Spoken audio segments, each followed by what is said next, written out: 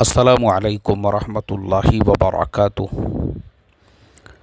मोहतरम भाइयों, बुज़ुर्गों, दोस्तों, रात में हमने अपने चैनल के ऊपर साहिल ख़ान के एक प्रोडक्ट का वीडियो अपलोड किए। तो मुझे पता भी नहीं था ये साहिल ख़ान कौन है, क्योंकि मैं तो ये समझता था एक मुसलमान बिज़नेसमैन है, ताजिर है और माशाल्लाह ये बड़े अच्छे प्रोडक्ट्स बनाकर बेच रहे हैं। बाद में मुझे बहुत सारे लोगों ने उनकी तस्वीरें भेजना शुरू किए, बहुत से लोगों ने कमेंट्स में वीडियो के लिंक भेजे और लोग तरह तरह की बातें जो है कमेंट्स के अंदर करने लगे। अब मैंने वो सारे कमेंट्स पढ़ा, कुछ वीडियोस देखा, तस्वीरें देखा, तो मैं इस नतीजे पे पहुंचा कि हमारी कौम जो पिछड़ी हुई है इंडिया में, या हम लोग जो बैकवर्ड है, उसका एक सबसे बड़ा रीज़न ये है, एक इंसान से जिस काम को लेकर हमारा रिलेशन है, हमारा ताल्लुक़ है, वो छोड़कर दूसरी जो चीज़ें हैं, दूसरी चीज़ें, उन चीज़ों के पीछे पड़ना और उन चीज़ों पे फोकस देना। अब जैसे मिसाल के तौर पे साहिल ख़ान एक प्रोडक्ट बनाते हैं, एनर्जी प्रोडक्ट। हमारा काम क्या है?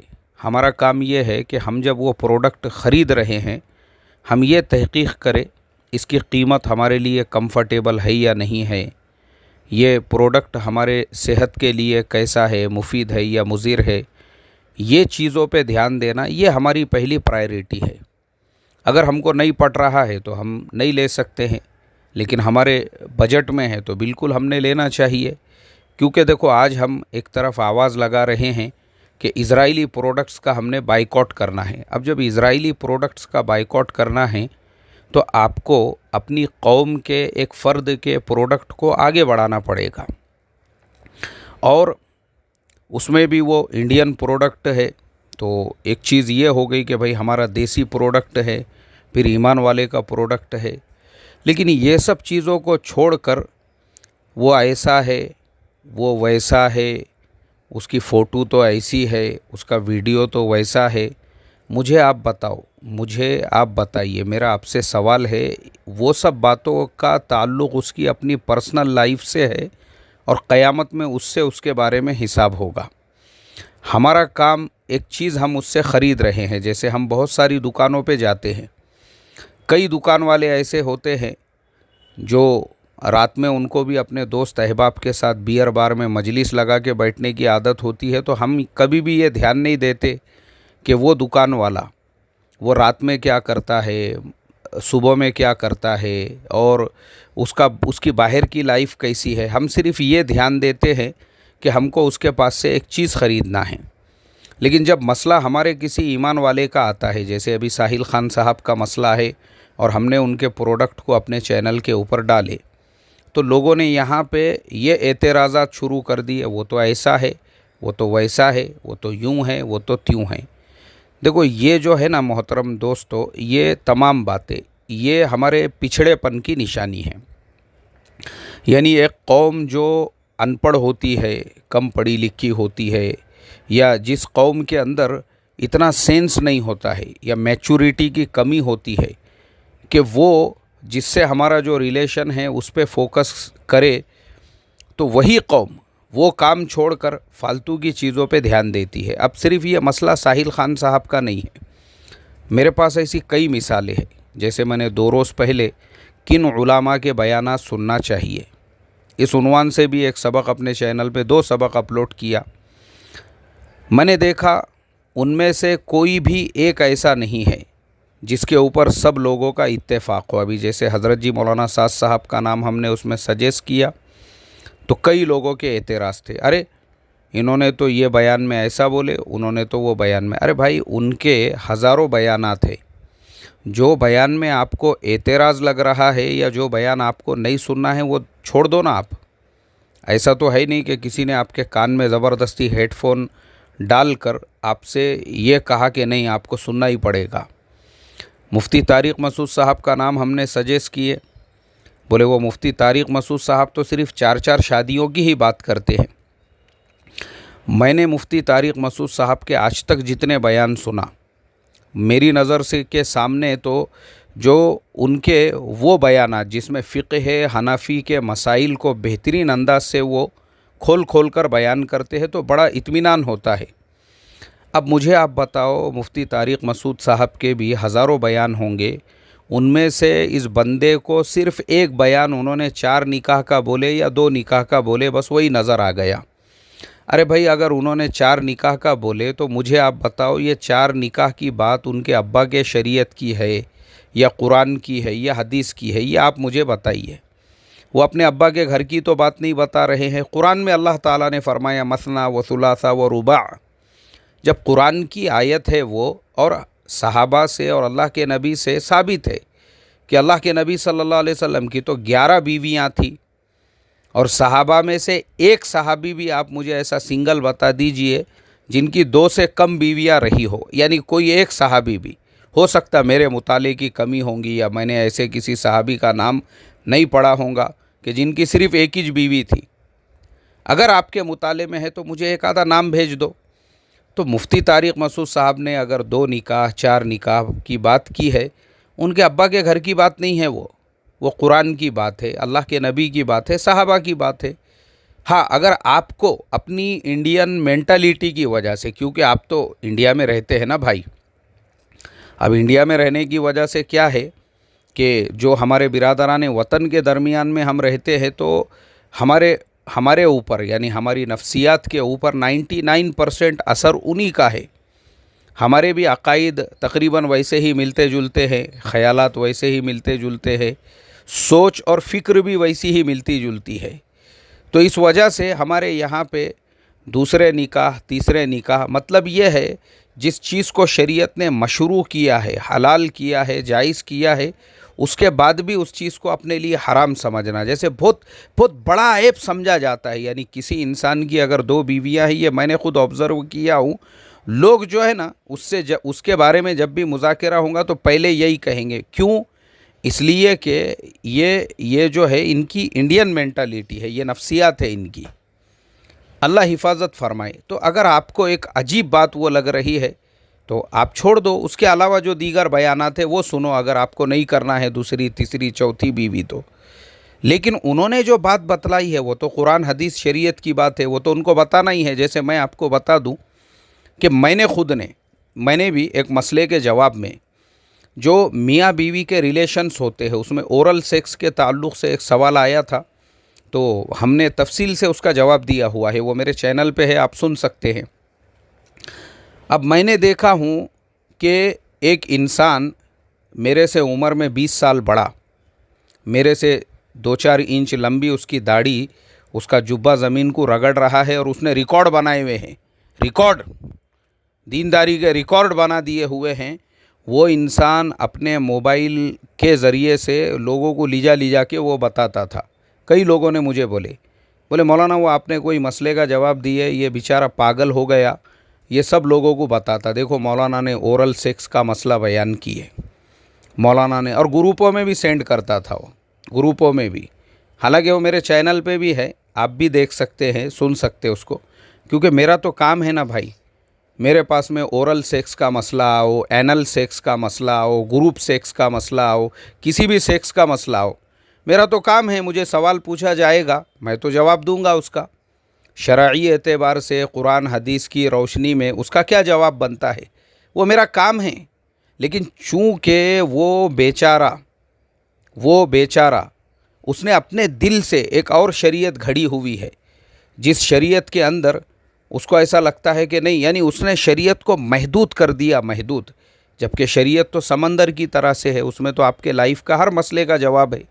लेकिन प्रॉब्लम है, ऐसे लोगों का प्रॉब्लम यह है कि वो है इंडिया में, और उनकी जो इंडियन मेंटालिटी है, तो उस वजह से वो चाहते हैं उसमें जो कुफरिया और हिंदुआना जो रसूमात है, जो उनकी सोच है, वो सोच है उसको भी इस्लाम के अंदर मिलाना चाहते हैं। इसीलिए 2 शादी का किसी ने बयान किया तो पसंद नहीं आ रहा है, 4 शादी का बयान किया तो पसंद इसलिए नहीं आ रहा है, आपकी मेंटालिटी वैसी है। किसी ने ओरल सेक्स का बयान किया, उसका मसला बयान किया, वो आपको इसलिए नहीं पसंद आ रहा है, ये आपकी मेंटालिटी है, ये इंडियन। जबकि वो मसला है कुरान हदीस का, शरीयत का मसला है वो। तो इसके लिए हमने वो बयानात के अंदर भी मुफ्ती तारिक मसूद साहब पे भी एतराज़, डॉक्टर इसरार अहमद साहब का नाम सजेस्ट किए, अरे वो तो अहले हदीस है, वो तो जमात इस्लामी वाले हैं, उन पे भी एतराज़। अरे भाई आपको करने का क्या, वो चाहे अहले हदीस हो, वो चाहे जमात इस्लामी से हो, आपका ताल्लुक़ कितना है उनसे, जो आपको उनके बयानात से तफसीर से फ़ायदा हो रहा है आप वो लो। जो चीज़ आपको लगती है कि भाई ये अहले हदीस के मसलक के एतबार से बयान कर रहे हैं, आप वो बयान छोड़ दो। हज़ारों बयान है ना उनके, उनमें से वो बयान छोड़ दो।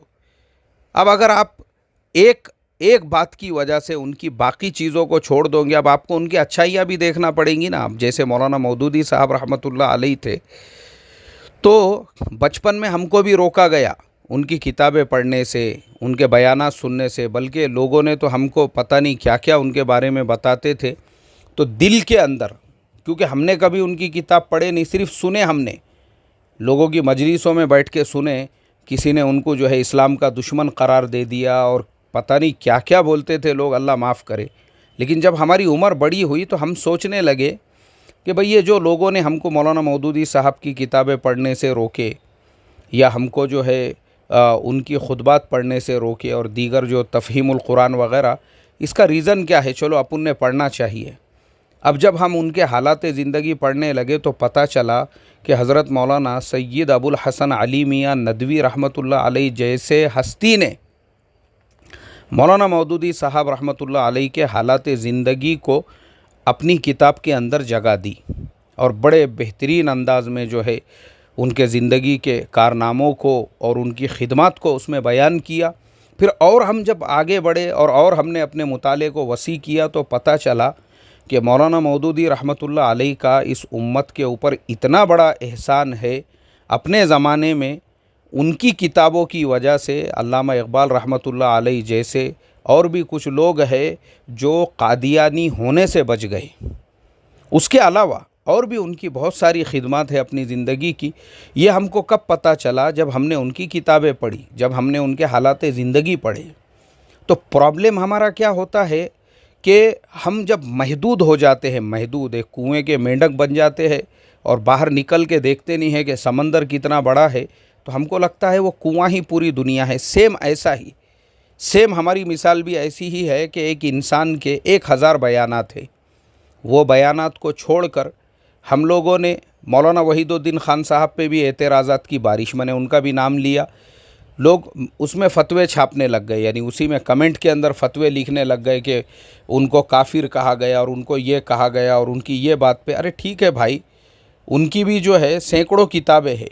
उनकी किताबों के अरबी में, इंग्लिश में, फ़्रेंच में, इटालियन में, स्पेनिश में ट्रांसलेशन करके यूरोप की यूनिवर्सिटीज़ में पढ़ाई जा रही है। वो अरबों की अरब, अल इस्लाम यतहद्दा उनकी किताब है। उस किताब को बाज़ाब्ता कई अरब मुल्कों के यूनिवर्सिटीज़ में दाखिले निसाब है। वो किताबें उनकी, वो अल्लाह ने उनको मकाम व रुतबा वो अता फ़रमाया था। उनमें से अगर आपको उनकी किसी चीज़ पे एतराज़ है, किसी बात पे, छोड़ दो ना, वो छोड़ दो। वो छोड़कर बाकी जितनी उनकी इल्मी खिदमत है आप उसको रद्द नहीं कर सकते।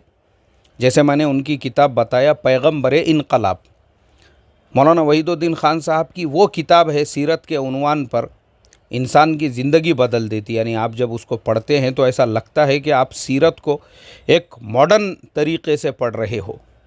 वही मौलाना वहीदुद्दीन खान साहब की तबलीगी जमात पर एक किताब है, तबलीगी मूवमेंट, तबलीगी तहरीक के उन्वान पर। क्या किताब है वो। उस किताब के अंदर, यानी मैं समझता हूँ उनकी उस इंग्लिश किताब ने बाकी दुनिया के अंदर तबलीग को मुतारफ़ कराया।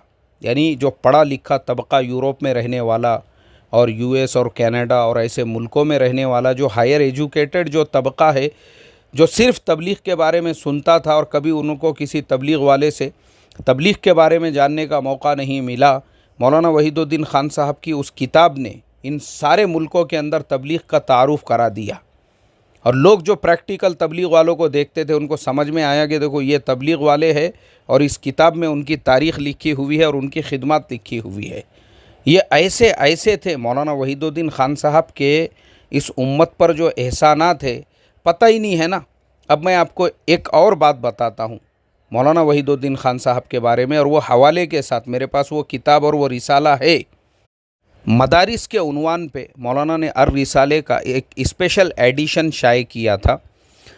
उसमें उन्होंने लिखा है कि जिस वक्त में ये दिल्ली का जो एक प्लेन था जिसको नेपाल से हाईजैक करके कंधार ले जाया गया, वहाँ ले जाने के बाद जब इंडियन ऑफिसर्स उस जहाज़ को वापस लाने के लिए पहुँचे तो तालिबान गवर्नमेंट के, क्योंकि उस वक्त में तालिबान गवर्नमेंट थी, वहाँ पे उनके जो वज़ीर और जो बड़े बड़े ऑफिसर्स मौजूद थे, तो हमारे इंडियन ऑफिसर्स ने उनका शुक्रिया अदा किया। उनसे कहा आप लोग इंडिया आइए हमारे मेहमान बन के, और इंडिया आने के बाद हम आपको इंडिया की जो तारीख़ी चीज़ें हैं वो दिखाएंगे, और आपको जो देखना है इंडिया में वो भी हम आपको दिखाएंगे।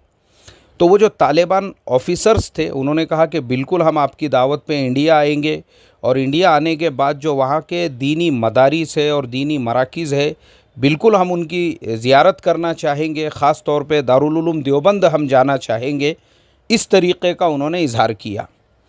अब जब ये लोग इंडिया वापस आ गए तो क्योंकि इंटेलिजेंस के बड़े बड़े ऑफिसर्स वहाँ पे थे, उन ऑफिसर्स ने एक मीटिंग की और उसके अंदर उन्होंने कहा कि भाई तालिबान के जो लोग थे उन्होंने कहा कि हम इंडिया आएंगे और इंडिया में हम लोग दारुल उलूम देवबंद जाना चाहते हैं। तो दारुल उलूम का नाम ख़ास तौर पे इन्होंने क्यों लिया, उसका रीज़न क्या है?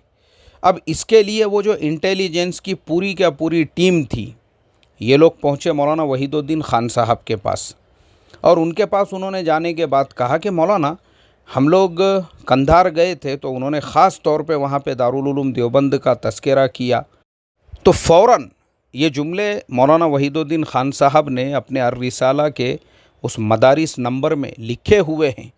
बोले मैंने फ़ौरन उन सारे ऑफिसर्स से कहा, मैंने कहा अरे भाई इसमें परेशान होने और घबराने जैसी कोई बात नहीं है, मैं ख़ुद एक देवबंदी हूँ।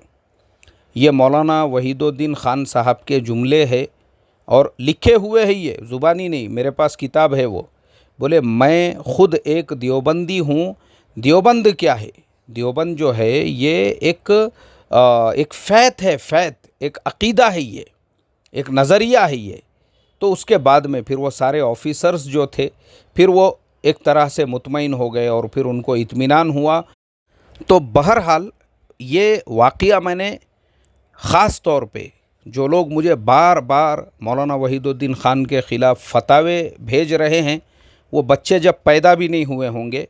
कंधार का जहाज़ जो हाईजैक करके वहाँ ले जाया गया था, और जिन मौलाना वहीदुद्दीन खान साहब ने दारुल उलूम के लिए भी गवर्नमेंट के बड़े बड़े इंटेलिजेंस ब्यूरो को जवाबात दिए हुए हैं, जिन मौलाना वहीदुद्दीन खान साहब ने तबलीगी जमात के उन्वान पे तबलीगी मूवमेंट इंग्लिश में और उर्दू में तबलीगी तहरीक के नाम से किताबें लिखी है। अरे भाई हमने किसी भी इंसान की ज़िंदगी की खिदमत को भी देखना चाहिए।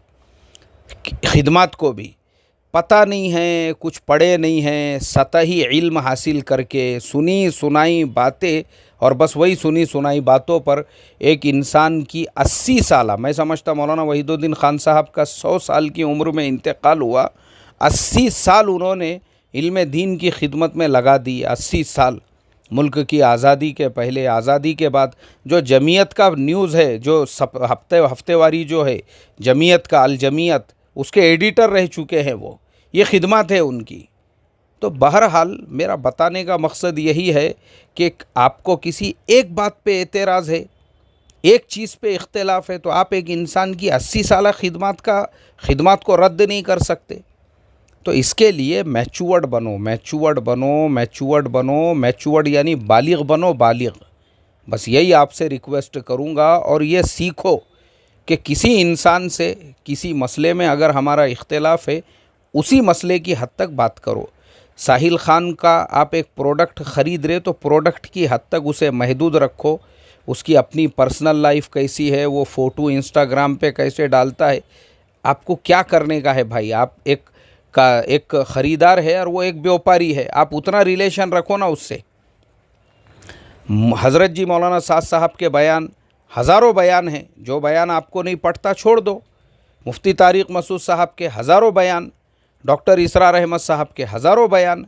जो आपको नहीं समझ में आ रहा है, ये नहीं है कि एक बात 4 निकाह का बोल दिया तो आपने उनके हज़ारों बयानों को छोड़ दिया और बस वो एक ही निकाह बयान को पकड़ के बैठ गए, ये तो निकाह का ज बोलते बोले। अल्लाह माफ़ करे रे भाई, अल्लाह माफ़ करे। अस्सलामु अलैकुम व रहमतुल्लाहि व बरकातुहू।